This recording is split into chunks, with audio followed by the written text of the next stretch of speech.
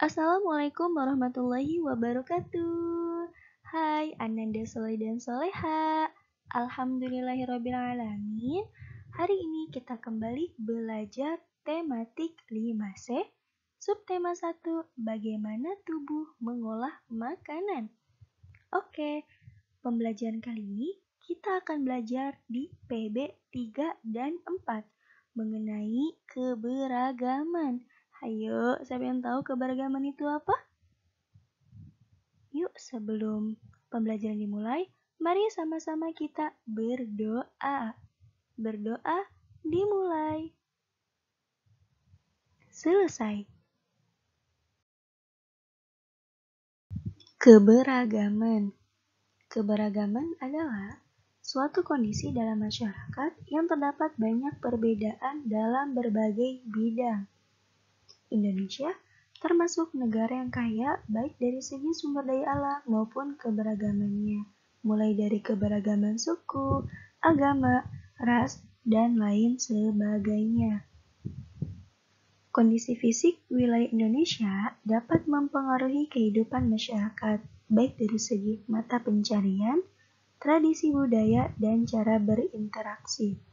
Seperti contoh, masyarakat yang tinggal di daerah pesisir pantai akan berbeda cara berinteraksinya dengan masyarakat yang tinggal di daerah pegunungan. Cara berinteraksi masyarakat yang tinggal di pesisir pantai akan menggunakan intonasi yang lebih tinggi ataupun keras agar suaranya bisa terdengar oleh lawan bicaranya. Seperti yang kita ketahui, ketika kita di pantai, otomatis ada suara angin dan juga suara ombak. Jadi, ketika kita berinteraksi menggunakan suara yang lembut, maka komunikasi kita tidak akan terjalin dengan baik. Apalagi kalau lawan bicara kita jaraknya lumayan jauh ketika kita ingin berinteraksi. Nah, sedangkan masyarakat yang tinggal di daerah pegunungan, cara berinteraksinya lebih lembut dibandingkan dengan yang tinggal di pesisir pantai. Kenapa? Ketika kita di daerah pegunungan, tidak ada hambatan dari suara ombak ataupun suara angin. Jadi, walaupun dengan suara yang lembut, suara yang halus, interaksi kita akan terjalin dengan baik, karena dapat terdengar. Tidak hanya itu saja, di Indonesia pun memiliki keberagaman, terutama pada makanan pokok orang Indonesia. Yang kita ketahui, makanan pokok orang Indonesia ini itu adalah nasi yang kita makan dalam kehidupan sehari-hari. Akan tetapi, kita pun bisa memakan makanan pokok yang lainnya, seperti jagung. Nah, jagung termasuk tumbuhan seralia sama seperti padi, gandum, yang dikonsumsi sebagai sumber makanan pokok di beberapa wilayah Indonesia seperti Madura, Nusa Tenggara Timur, Sulawesi, dan Jawa Tengah. Lalu ada singkong. Singkong termasuk makanan pengganti nasi. Singkong biasanya dikonsumsi dengan cara direbus, dibakar, ataupun dibuat tepung. Hayu, siapa yang pernah makan singkong rebus ataupun pernah makan singkong bakar? Tentu tidak kalah lezat bukan dengan nasi? Oke, selanjutnya ada sagu. Nah, mungkin sagu ini sangat familiar sekali ya, karena kenapa? Kalian pasti suka banget dengan yang namanya papeda. Nah, kalian bisa tahu ya, papeda itu terbuat dari sagu. Lalu juga ada ubi jalar. Nah, ubi jalar merupakan makanan pokok selain nasi. Karena kenapa? Ubi juga memiliki kandungan vitamin A dan C yang cukup untuk memenuhi kebutuhan harian dalam tubuh kita, serta memiliki kandungan antioksidan untuk merangkai radikal bebas. Nah, itu dari segi makanan pokok, sangat beragam bukan makanan pokok yang di Indonesia. Oleh karena itu, sangat kaya sekali ya Indonesia ini.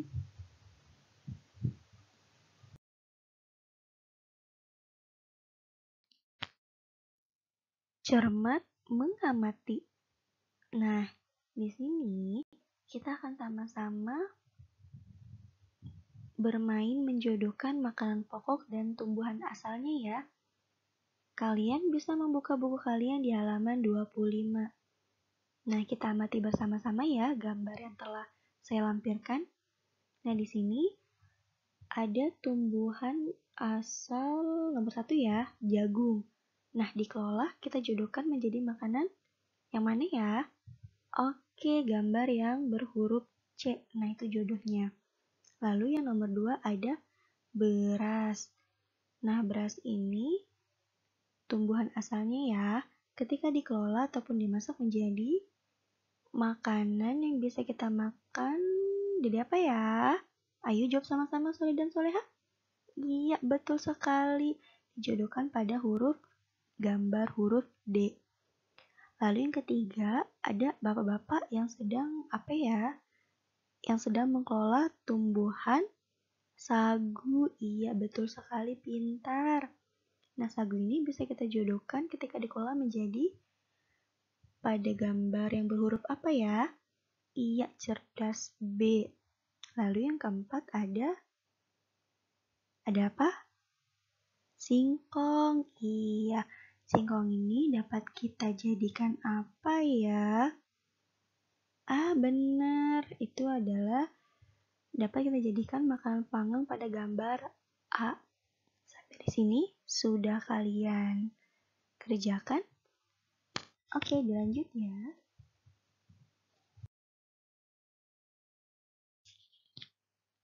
Iklan. Nah, tentu kata iklan ini tidak asing ya untuk kita. Hayo, siapa ingat iklan itu apa? Mari bersama-sama kita mengingat kembali mengenai iklan. Teks iklan merupakan salah satu media promosi yang efektif dalam memasarkan berbagai produk kepada konsumen karena daya jangkaunya yang begitu luas. Iklan dapat mengajak, membujuk para pendengar, pembaca, maupun penonton yang menerima informasi tersebut. Oke, ketika kita menampilkan iklan, kita juga harus memenuhi beberapa kriteria tertentu. Apa saja kriterianya? Kalian bisa membuka buku kalian di halaman 28.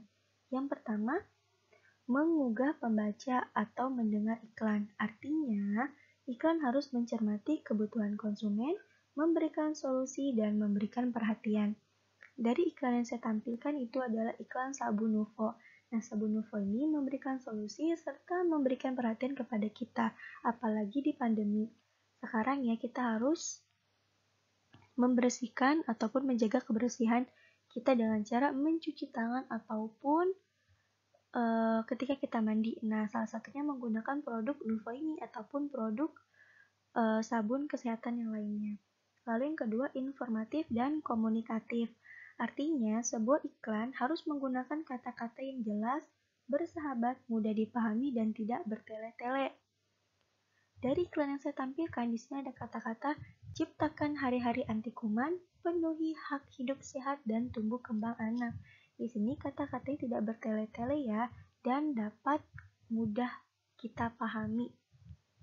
Lalu, yang ketiga ada persuasif, artinya rangkaian kalimat-kalimat dalam sebuah iklan haruslah membuat konsumennya nyaman, senang, tentram, serta menghibur. Dari kata-kata iklan sabun Nuvo ini tentu sangat nyaman bukan didengarnya, ciptakan hari-hari anti kuman, penuhi hak hidup sehat, dan tumbuh kembang anak. Di sini persuasinya itu adalah iklan ini mengajak kita agar kita dapat memenuhi hak hidup sehat kita serta tumbuh kembang anak, serta sabun Nuvo ini 99% dapat membunuh ataupun kuman mati. Nah, itu sangat membujuk sekali ya untuk kita membeli produk sabun Nuvo ini. Lalu yang keempat, menampilkan iklan di media cetak seperti koran, majalah.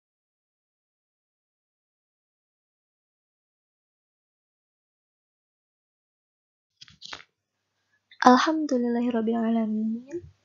Pembelajaran hari ini sudah selesai. Semoga apa yang saya sampaikan bermanfaat untuk kita semua dan menjadi ladang pahala untuk kita semua. Untuk tugas, kalian kerjakan di halaman 34, bagian jawablah pertanyaan.